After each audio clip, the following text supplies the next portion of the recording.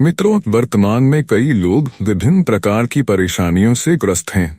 ऐसे में यह लोग अपनी समस्या के समाधान हेतु विभिन्न देवी देवताओं का पूजन करते हैं, लेकिन फिर भी कोई लाभ नहीं होता। वैसे मित्रों, इसका प्रमुख कारण है पितरों की नाराजगी। जी हाँ, पितृ शक्ति एक ऐसी शक्ति है जो यदि प्रसन्न हो जाए तो रातों रात मनुष्य का जीवन संवार सकती है, किंतु रुष्ट होने पर आपको घोर संकट में डाल देती है। वैसे इसी क्रम में आज हम आपको 7 ऐसे प्रमुख लक्षण बताएंगे जिन्हें जानकर आपको यह पता चलेगा कि कहीं आपके पितृ भी आपसे रुष्ट तो नहीं है। तो चलिए शुरू करते हैं। दोस्तों, कुछ लोगों के साथ बड़ा ही अजीब होता है।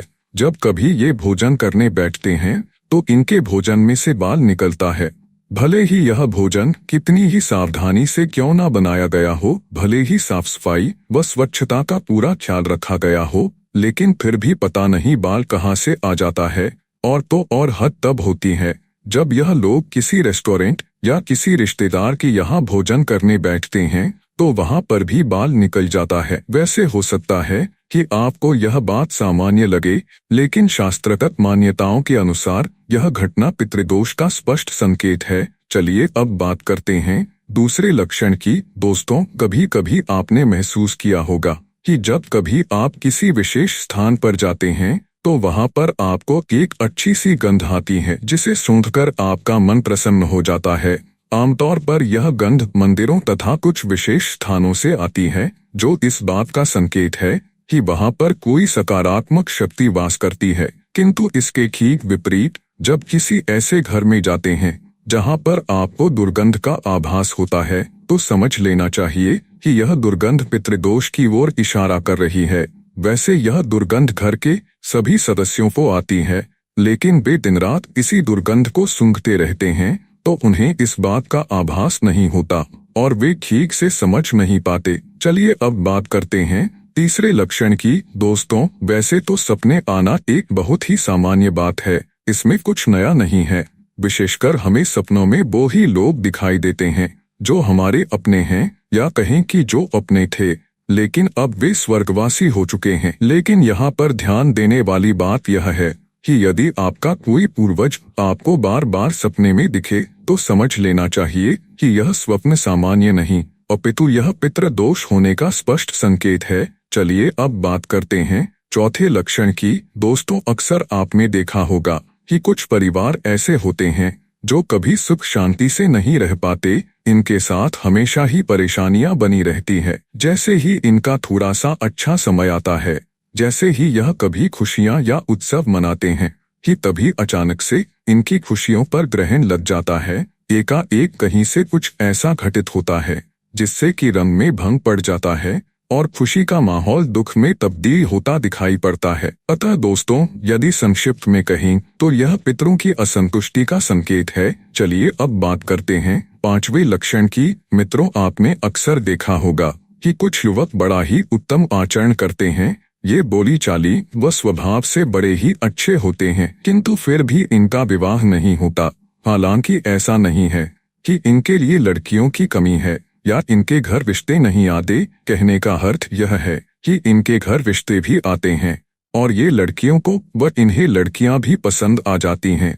यहाँ तक कि कई बार शादी की तारीख भी तय हो जाती है, लेकिन पता नहीं एंड वक्त पर क्या होता है कि लड़की वालों की तरफ से ना हो जाती है। हो सकता है मित्रों की ऐसा मामला आपने अपने आसपास या फिर रिश्तेदारी में देखा हो, या यह भी हो सकता है कि वर्तमान में आप भी ऐसे ही दोष से गुजर रही हूँ। पर हर हाल उपरोक्त में से जो भी हो, लेकिन यह स्थिति मनुष्य के साथ तभी उत्पन्न होती है जब उस पर पितृदोष हो। चलिए अब बात करते हैं छठवें लक्षण की। मित्रों, कई लोगों का व्यापार पेशा अच्छा होता है, कमाई भी ठीक ठाक हो जाती है, लेकिन फिर भी इन्हें जायदाद का सुख नहीं मिल पाता। सब कुछ होते हुए भी इन्हें किराए के घर में रहना पड़ता है। यहाँ तक कि कई बार ऐसा भी होता है कि इन्हें कोई संपत्ति विरासत में मिलने वाली होती है, लेकिन फिर भी मिलती नहीं। कई वर्ष ऐसे ही बीत जाते हैं और तो और कई बार ऐसा होता है कि ये अपना मकान, दुकान या जमीन बेचने के लिए अथक प्रयास करते हैं, लेकिन फिर भी बेच नहीं पाते, या कई बार इसका उल्टा भी हो जाता है। और जब ये कोई संपत्ति खरीदने जाते हैं तो सब कुछ तय हो जाने के बाद एंड वक्त पर सौदा कैंसिल हो जाता है। अतः मित्रों, यदि कोई व्यक्ति लंबे समय से इस प्रकार के बाधा से जूझ रहा है तो उसे समझ लेना चाहिए कि उसे इस प्रकार की परेशानी का सामना पितृदोष के कारण ही करना पड़ रहा है। चलिए अब बात करते हैं 7वें लक्षण की। मित्रों, वर्तमान में कई ऐसे दंपत्ति देखने को मिलते हैं जिनकी मेडिकल जांच इत्यादि प्रकार की सभी रिपोर्ट नॉर्मल होती है, लेकिन इस सब के बावजूद भी यह दंपत्ति संतान सुख से वंचित रहते हैं। या कई बार ऐसा भी होता है कि कभी संतान हो भी जाती है तो या तो वह अस्वस्थ व कमजोर होती है या फिर कई बार संतान गलत रास्ते पर चली जाती है। ऐसे में माँ बाप सोचते हैं कि पता नहीं उन्होंने क्या पाप किए हैं जिससे उन्हें ऐसी संतान मिली। लेकिन दोस्तों, यदि कोई दंपति संतान सुख से वंचित है तो उसे समझ लेना चाहिए कि यह लक्षण पितृदोष होने का संकेत है। तो मित्रों, ये थे वे 7 लक्षण जो ऐप पर बताते हैं कि आपके पितृ आपसे असंतुष्ट हैं। आशा करते हैं कि यह जानकारी आपके लिए अत्यंत ही कल्याणकारी सिद्ध हो। ऐसे और भी धार्मिक वीडियो देखने के लिए अभी सब्सक्राइब कीजिए। और मित्रों, अगर आप पितृदोष निवारण हेतु वीडियो देखना चाहते हैं तो हमें नीचे कमेंट करके अवश्य बताएं। अब हमें भी इजाजत। आपका बहुत बहुत शुक्रिया।